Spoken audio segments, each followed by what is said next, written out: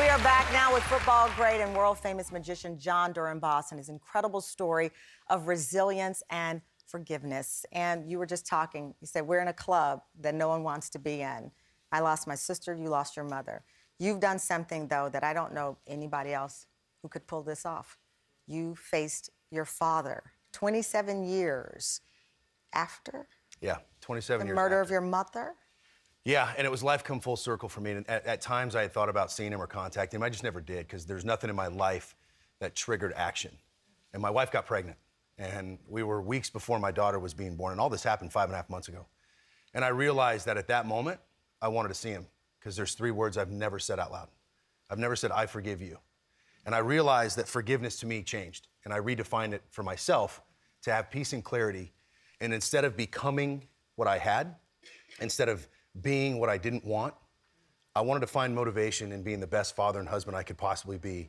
So I wanted to go relive everything that was horrible in my life so that my daughter never experiences that ever again.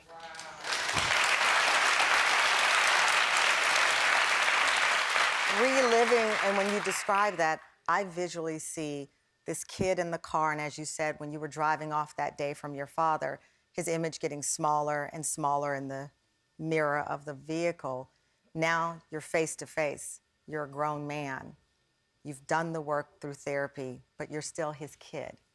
And this is still your hero at one point in time in front of you. What did you say to him?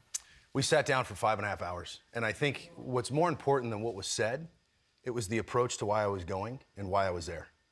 I realized I didn't need validation. I didn't need answers. I didn't need excuses. In fact, I didn't need anything from him. And instead, forgiveness was not... So here's my thing. For a long time, I think myself and others, forgiveness is about winning and losing. I can't forgive that person because that means I bow down, I wave the white flag, you win. And a lot of people, I think me too, if I forgive you, I'm okay with what you did. And I realize this, it has nothing to do with that. For me, forgiveness became about coming to peace with my reality, coming to peace with my life and my past. Is that how you were defining forgiveness? Yeah. And forgiveness has nothing to do with the other person.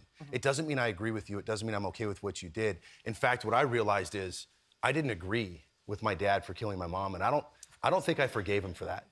But you know what I did is I stood up after 5.5 hours in the most intense conversation I've ever had in my entire life. And thinking about my soon-to-be daughter and my wife, I said, I forgive you for being lost, and I forgive you for making really bad mistakes, because I've made those too, and I can deal with that. And when I stood up, it was 100 pounds lifted off my chest. It was my life come full circle. And I realized all the pain, the betrayal. I mean, look, my dad was my hero. Yeah. But this is also the guy that was supposed to teach me about love, trust, about family, and about providing.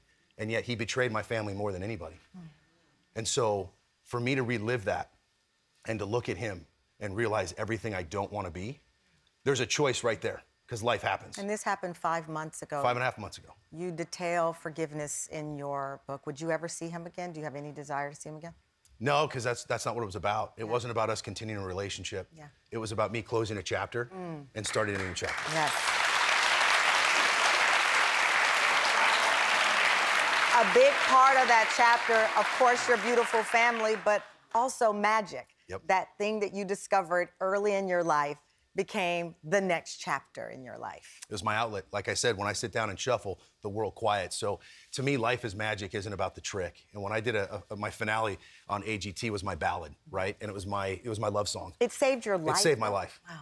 And it was the communication that I had within my own heart and soul while I was shuffling. Magic also taught me that illusion become reality, that something really hard that you can work on, that you can actually perfect, and that you can change the narrative in the story. You can take cards that are, watch this, you can take cards that are completely mixed up and shuffled, and you can shuffle and find order. And that's what I was trying to do my entire life. That's amazing. Taking a shuffled life and find order. Okay, you just blew me back with that one.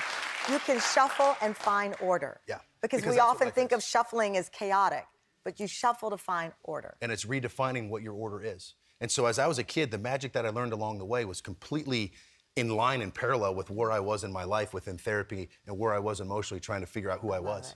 And so when I sit down at a table and I shuffle, it's my happy place. It's where I love to be. I would hit people in the day. I'd be okay with it. Eagle. And then I'd go home, shuffle at night.